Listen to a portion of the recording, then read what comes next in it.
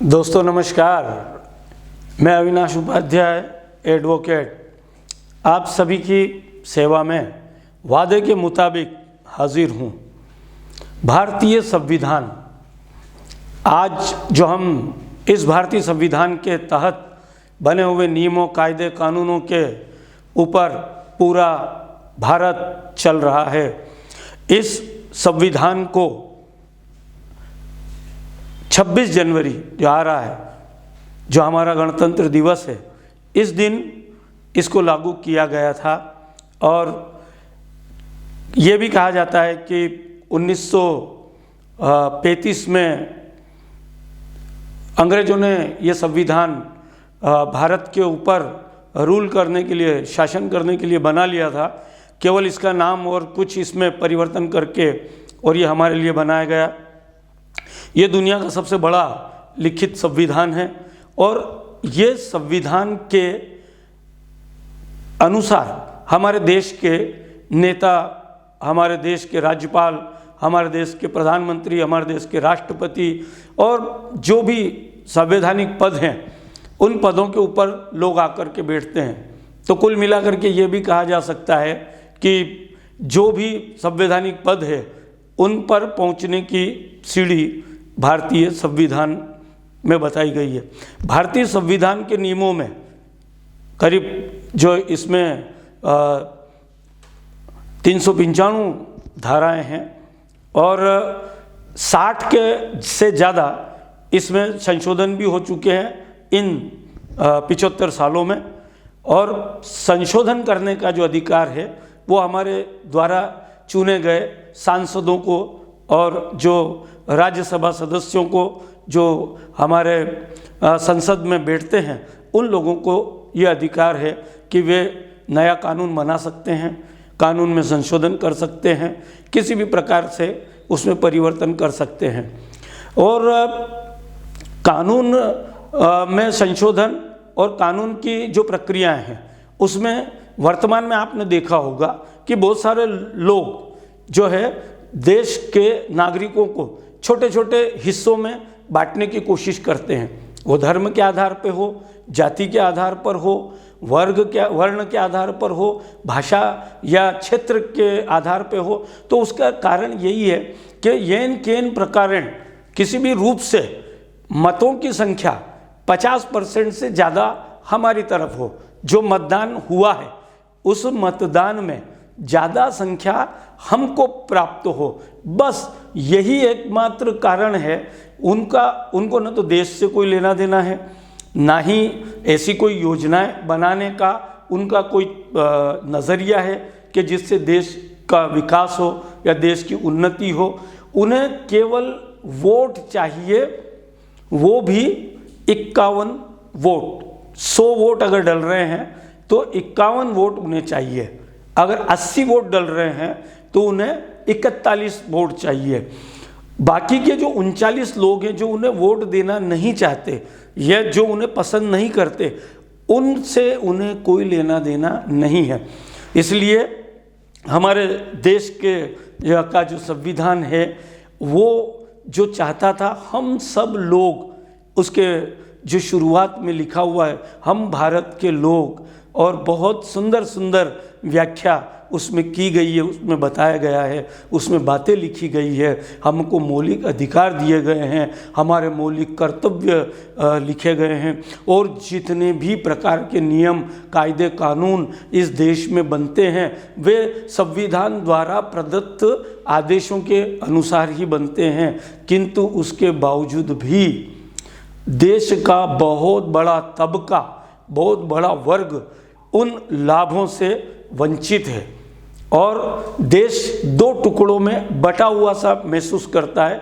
एक तो वो वर्ग जिसे सब कुछ हासिल है, जिसके पास सब कुछ है और जो हमेशा प्रसन्न और हमेशा धनाढ्य है। लेकिन एक वर्ग ऐसा है कि जिसे जानबूझ करके और केवल उसको वोट डालने तक जिंदा रह जाए, ये व्यवस्था बनी हुई है कि ये व्यक्ति हमें वोट दे दे। इसके लिए चाहे उसे फ्री में गेहूं, चावल या उसको पेंशन या जो भी देना पड़े उसे हम देंगे, लेकिन वो वोट देने की स्थिति में रहे और हमें वोट देता रहे, वो हमसे नाराज ना हो जाए, नहीं तो हमसे सत्ता छीन जाएगी। और जिन लोगों के पास सत्ता नहीं है उन लोगों को ये सिखाया जाता है कि सत्ता प्राप्त करने की चाबी संवैधानिक रूप से ये है कि आपको ज़्यादा से ज़्यादा वोट मिले। तो जैसे एक स्कूल है, उसका अगर प्रिंसिपल स्ट्रिक्ट है, वो नियमों को, वो कायदे कानून से बच्चों को पढ़ाना चाहता है, वो चाहता है कि उसके टीचर समय पर स्कूल आए और समय से स्कूल से जाए, वो चाहता है कि उसके बच्चे मस्ती न करें, उसके बच्चे क्लासेस बंक न करें, तो वो स्ट्रिक्ट होता है। लेकिन ऐसे स्ट्रिक्ट व्यक्ति के खिलाफ उसके स्टाफ और उसके जो स्टूडेंट है वो हो जाएंगे। ऐसा ही देश में आप अगर चाहते हैं कि अच्छा व्यक्ति देश का प्रधानमंत्री बने, अच्छा दल इस देश में आए, पर ऐसा होगा नहीं। उसका कारण उसी संविधान में है कि ऐसे व्यक्ति को लोग पसंद नहीं करते हैं। वो अगर शराबबंदी करने की कोशिश करेगा तो शराब पीने वाले व्यक्ति उसको वोट नहीं देंगे। अगर वो कोई भी अतिक्रमण हटाने की कोशिश करेगा तो जो अतिक्रमक लोग हैं वो उसको वोट नहीं देंगे और वो सत्ता से चला जाएगा। इसी प्रकार से छोटे छोटे दलों को, छोटी छोटी जातियों को अपनी तरफ मिला करके और अपना वोट प्रतिशत बढ़ाना और इस देश के ऊपर राज करना, ये आज की स्थिति निर्मित हो गई है। और इसमें संविधान क्या कर सकता है? संविधान में जो मंशा थी संविधान को बनाने की, वो तो बहुत अच्छी थी। और आज की परिस्थिति में 5 करोड़ मुकदमे हमारे भारत के तमाम न्यायालयों में विचाराधीन हैं, वे राजस्व न्यायालय हो अथवा सिविल न्यायालय, जो भी हो, लेकिन 5 करोड़। अब छोटा बात करें कि 5 करोड़ मुकदमों में यदि एक पक्ष ये है, एक विपक्ष है, तो 2 लोग एक मुकदमे में इन्वॉल्व हैं, एक पक्ष एक विपक्ष, मोटा मोटी देखा जाए तो 10 करोड़ लोग जो मुकदमा लड़ रहे हैं, उन लोगों का परिवार अगर एक व्यक्ति के पीछे मान के चलें कि 2 लोग परेशान हो रहे हैं, तो 6 लोग एक मुकदमे की वजह से परेशान हो रहे हैं, तो देश के 5 करोड़ मुकदमों से 30 करोड़ लोग, जो कि 1 अरब 30 करोड़ की जनसंख्या है इस देश की, उसमें 30 करोड़ लोग तो केवल कोर्ट कचहरी में ही लगे हुए हैं।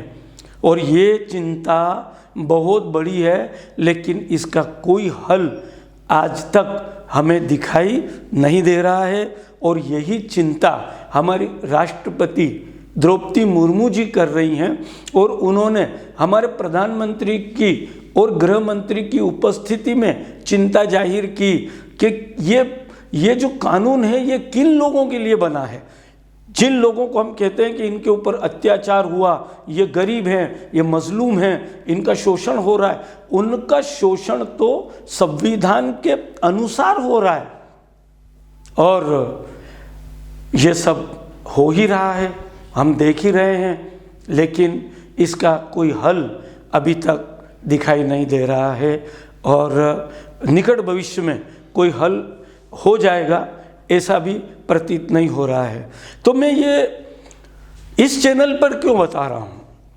जो सनातन धर्म का जो दावा करता है कि इसको सुन करके आपको खुशी, आपको आनंद और आपको सुख की प्राप्ति होगी, तो मैं ये इसलिए बता रहा हूँ कि यदि आप किसी मुकदमे में फंसे हुए हैं या आपके परिवार में कानूनों को लेकर के या पुलिस के किन्हीं प्रकरणों को लेकर के, वो आपराधिक प्रकरण हो या व्यवहार फौजदारी हो अथवा क्रिमिनल ऑफेंस, कोई सा भी मुकदमा हो, तो आप लोग इस कानून की जटिलता की वजह से इसमें फंसे हुए हैं।